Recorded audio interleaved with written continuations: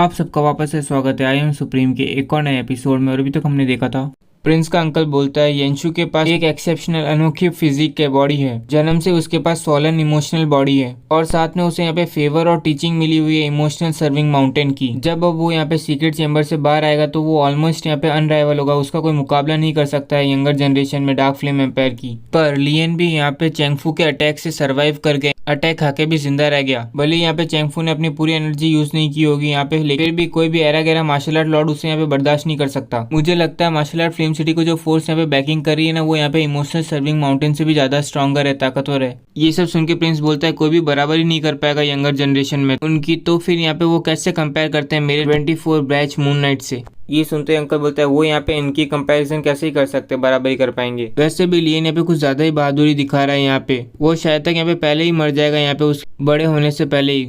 और भले ही यहाँ पे येंशु ने टीचिंग ली हो यहाँ पे इमोशनल सर्विंग माउंटेन से, लेकिन उसकी काबिलियत भी यहाँ पे लिमिटेड ही है। ये सुन के प्रिंस बोलता है आप यहाँ पे अंडर एस्टिमेट कर रहे हो, कम समझ रहे हो येंशु को uncle you. Emotional serving mountain एक ऐसी टेक्निक है जो यहाँ पे पीक एक्सिस्टेंस के अंदर आती है, टेक्निक्स में आती है। ये सुन के अंकल बोलता है भले इमोशनल सर्विंग माउंटेन यहाँ पे काफी अनोखी होगी, पर आप यहाँ पे कल्टीवेट करते हो हेवनली गैदरिंग सेक के वॉइड स्क्रिप्चर टेक्निक, जो यहाँ पे काफी अनडाउटेबली स्ट्रॉन्गर है, उससे ताकतवर है। तुम्हारे पास साथ में यहाँ पे हेवनली ज्वेल गेट की 24 ब्रीच मून टेक्निक भी है। सबसे ताकतवर यहाँ पे साउदर्न रीजन के अंदर यंगर जनरेशन में यहाँ और कोई नहीं होगा अगर यहाँ पे आप नहीं हो तो। प्रिंस ये सुन के प्रिंस बोलता है यहाँ पे मैंने ऑलरेडी मास्टर कर लिया यहाँ पे 3 में से 2 ग्रेट टेक्निक्स जो यहाँ पे मौजूद है डार्क फ्लेम एम्पायर के अंदर। मैं केवल यहाँ पे मिस कर रहा हूँ इमोशनल सर्विंग माउंटेन की हेवनली ट्यून, जो अनफॉर्चुनेटली बदकिस्मती से मुझे हर बार रिजेक्ट किया है, मना किया है जब भी मैंने यहाँ पे रिक्वेस्ट की थी उसे टीच करने की, सीखने की। मुझे भी यहाँ पे देखना है हेवनली ट्यून यहाँ पे कितनी ताकतवर है जब यहाँ पे येंशु कल्टीवेट कर लेगा उसे पूरी तरह से। उनके अंकल बोलते हैं योर हाइनेस यहाँ पे टेक्निक ज़्यादा इंपॉर्टेंट नहीं होती है, आप उसे किस तरीके से इस्तेमाल करते हो जिससे आपकी ताकत बढ़े, वो ज़्यादा मायने रखता है। फिर हमें यहाँ पे सुप्रीम हाई पैलेस दिखाया जाता है जहाँ पे लियन लेके आ चुका होता है। फिर आसपास की जगह को देख के अपने मन में सोचता है वर्ल्ड गॉड मोमेंटम ने यहाँ पे ऑलरेडी सक कर लिया है, खींच लिया है सारा सोल आईक्यू यहाँ पे विद इन 300 मीटर की रेडियस के। सुप्रीम हाई पैलेस यहाँ पे किसी तरह का सोल माउंटेन या फिर ट्रेजर ऑफ अर्थ नहीं है, इस कारण यहाँ पे ये केवल टेम्पररी यूज हो सकता है, थोड़ी देर के लिए यूज कर पाऊंगा मैं। क्या मुझे शायद अब यहाँ पे स्टार्ट कर देना चाहिए हेवनली गैदरिंग सेक के ट्रेजर्स के पीछे जाना? वो यहाँ पे सबसे बड़ा क्लैन है डार्क फ्लेम एम्पायर के अंदर यहाँ पे, और उनकी लोकेशन वो जगह जहाँ पे वो रहते हैं वो पक्का यहाँ पे रिचेस्ट बहुत ज़्यादा सोल किया होगा वहाँ पे। वैसे फैंकिड यहाँ पे अब लाइकली यहाँ पे मार्शल आर्ट विनर रूम के अंदर घुसने वाला होगा यहाँ पे। उसकी पावर यहाँ पे यूनिवर्सल 8 डिसोल्यूशन तक तो पहुँच गई होगी वहाँ पे, तो ये धमकी भी काम नहीं करेगी कि मैं यहाँ पे 9 फिनिक्स बैटलशिप को सेल्फ डिस्ट्रैक्ट कर दूंगा यहाँ पे उसके सामने। लगता है ये नहीं किया जा सकता है यहाँ पे। इतने में फिर हम देखते हैं लियन की नज़र रुक्सिया पे जाती है और उसे देख के वो सोचता है ये तो यहाँ पे सो गई, जिसके बाद यहाँ पे हम देखते हैं वो अपना हाथ छुड़ाने की पूरी कोशिश करता है पर वो छोड़ ही नहीं रही होती है हाथ उसका। इतने में फिर वो यहाँ पे पीछे मुड़ के बोलता है टीचर यांगसी ज़रा प्लीज़ ज़रा मुझे हेल्प करोगे यहाँ पे इसे सपोर्ट करने में। सही में लड़कियाँ कितनी अजीब क्रीचर होती है यहाँ पे, ये कैसे खड़े खड़े यहाँ पे सो रही है। ये सब सुन के फिर टीचर यांगसी उसे थोड़ा सा घूर के देखती है और बाद में उसको हेल्प करती है और रुक्सिया को पकड़ लेती है। ये देख के फिर लियन बोलता है चलो फाइनली मैं फ्री हुआ यहाँ पे मैं। ये कहते फिर वो अपने सबकॉन्शियस माइंड से यहाँ पे वर्ल्ड गॉड मोमेंटम को यहाँ पे निकाल देता है और वहीं पे डाल देता है जहाँ पे उसने पहले डाला था उसे, और डालते ही वापस से वो पेड़ वहाँ पे उग जाता है पूरा। ये देख के फिर लियन चिल्ला के बोलता है ग्रीन फिनिक्स बैटलशिप सीधा ड्राइव इन करो यहाँ पे, सीधा उसके अंदर चलो। ये सब सुनते फिर टीचर यांगसी बोलती है यू ब्रैट। यहाँ पे हम लियन के चेहरे से पता कर सकते हैं कि वो इस बातचीत से बचने की कोशिश कर रहा होता है, इसीलिए तेजी से अंदर डाल देता है शिप को पेड़ के। इतने में टीचर यांगसी बोलती है तुम यहाँ पे सही में बेवकूफ़ हो या फिर यहाँ पे एक्टिंग कर रहे हो यहाँ पे बेवकूफ़ बनने की। ये सुनते ही लियन का चेहरा तो देखो पूरा पसीना आने लगे उसे। इतने में फिर हम देखते हैं बैटलशिप यहाँ पे वर्ल्ड गॉड मोमेंटम के अंदर आ चुकी होती है, पर टीचर यांगसी का ध्यान लियन से ज़रा सा भी नहीं हटता है, उसे घूर के देख रही होती है। इतने में फिर लियन बोलता है टीचर यांगसी यहाँ पे भी आवाज़ बहुत ज़्यादा थी, आपने क्या बोला मैंने क्लियरली सुना नहीं। ये सुनते ही यांगसी उसका कान पकड़ लेती है और बोलती है मुझे पता है तुम यहाँ पे बेवकूफ़ बनने की कोशिश कर रहे हो। रुक्सिया और मेग यहाँ पे इनमें से सही में तुम्हें कौन सी पसंद है? तुम यहाँ पे उन दोनों को पाने की कोशिश तो नहीं कर रहे ना यहाँ पे? ये सुनते ही लियन बोलता है टीचर यांगसी आप यहाँ पे ये क्या कह रहे हो? हम दोनों ही यहाँ पे स्टूडेंट है जेनलिंग एकेडमी के, और वैसे भी एकेडमी यहाँ पे फोरबिड करता है ना, मना करता है डेटिंग के लिए। यहाँ मुझे यहाँ पे शर्म आ रही है अब। ये सुनते ही यांगसी चिल्ला के बोलती है लियन यहाँ पे क्विक करो, यहाँ पे एक्टिंग करना बंद करो ऑलरेडी। ये सुनते ही लियन मन में सोचता है भागने का टाइम आ गया, और जिसके बाद यहाँ पे हम देखते हैं तुरंत ही लियन वहाँ से गायब हो जाता है, रफू चक्कर हो जाता है। ये देख के टीचर यांगसी बोलती है वो निकल गए यहाँ पे। फिर वो यहाँ पे रुक्सिया की तरफ देखती है और बोलती है आंखें खोलो, वो जा चुका है।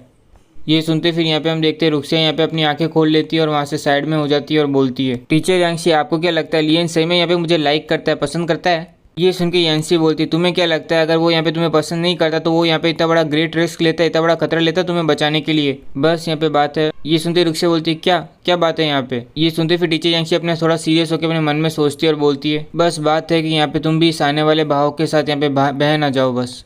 ये सुनते ही रुक्सा भी यहाँ पे समझ जाती है इस बात का बहुत गहरा मीनिंग। तुम में से किसको समझ में आया कमेंट सेक्शन में बताना। फिर हमें यहाँ पे वर्ल्ड गॉड मोमेंटम की एक सबसे खाली जगह दिखाई जाती है जहाँ पे लियन खड़ा होता है और अपने मन में सोच रहा होता है, मैं यहाँ पे हर जगह देख के आ गया हूँ स्क्वायर इंच माउंटेन की। यहाँ पे तीनों ग्रुप की स्ट्रेंथ ताकत यहाँ पे बहुत तेजी से इंक्रीज हो रही है।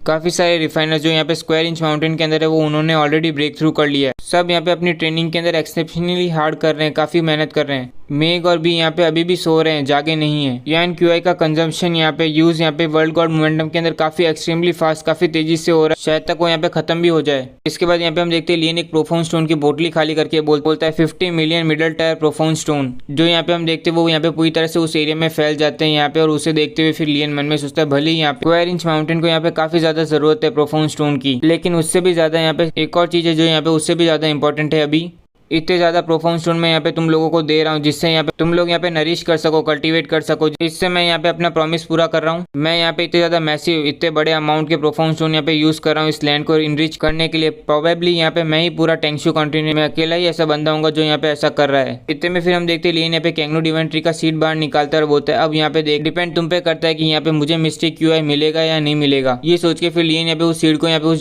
जगह पे रख देता है और जैसे वो यहाँ पे अंदर आता है एक पट करके आवाज आती है और तुरंत ही उसके अंदर से एक पौधा निकलने लग जाता है। और उसकी ग्रोथ स्पीड देख के तो फिर लियन भी अपने मन में सोचता है इम्प्रेसिव, ये तो यहाँ पे वर्ल्ड गॉड मोमेंटम के सोर्स से एनर्जी लेके यहाँ पे अपने आप को ग्रो कर रहा है इतनी तेजी से। फिर हम देखते हैं 7 दिन बीत जाते हैं और फिर हमें यहाँ पे एक केव दिखाई जाती है जिसके अंदर यहाँ पे बैन अपने कल्टीवेशन कर रहा होता है। उसको आसपास तो एकदम ककून जैसा बन चुका होता है और फिर उसके अंदर से यहाँ पे रोशनी बाहर आने लगती है धीमे धीमे करके। और यहाँ पे हम देखते हैं कि धीमे धीमे करके वो खुल रहा होता है वो ककून, बैन के बाहर निकलने का टाइम आ चुका होता है। इतने में फिर हम यहाँ पे कमांडर ज़्यू को देखते हैं जो ये सब देख के बोलते हैं ये क्या चल रहा है। इतने में ग्रैंपा वहाँ पे आ जाते हैं और बोलते हैं क्वेंगजी ये क्या हो रहा है यहाँ पे। ये सुन के कमांडर जी बोलते हैं मैंने यहाँ पे महसूस किया एक सस्पिशियस अजीब तरह का आईक्यू और उसे फॉलो करते हुए मैं यहाँ पे आया हूँ और यहाँ पे आके मुझे फिर ये ककून फाउंड आउट हुआ है, मुझे मिला है, दिखा है। फिर यहाँ पे ग्रैंपा बोलते हैं ये क्यूआई फ्लक्चुएशन यहाँ पे बहुत ज्यादा आ रहा है इसके अंदर से, ये ककून यहाँ पे क्या है, ये ऐसी चीज यहाँ पे कब अपीयर हुई यहाँ पे स्क्वायर इंच माउंटेन में। ये सुन के ब्लू दाढ़ी वाला बोलते हैं यहाँ पे यंग मास्टर ली से पूछो, वही प्रॉबेबली होगी जो यहाँ पे इसको लेके आए हैं यहाँ पे।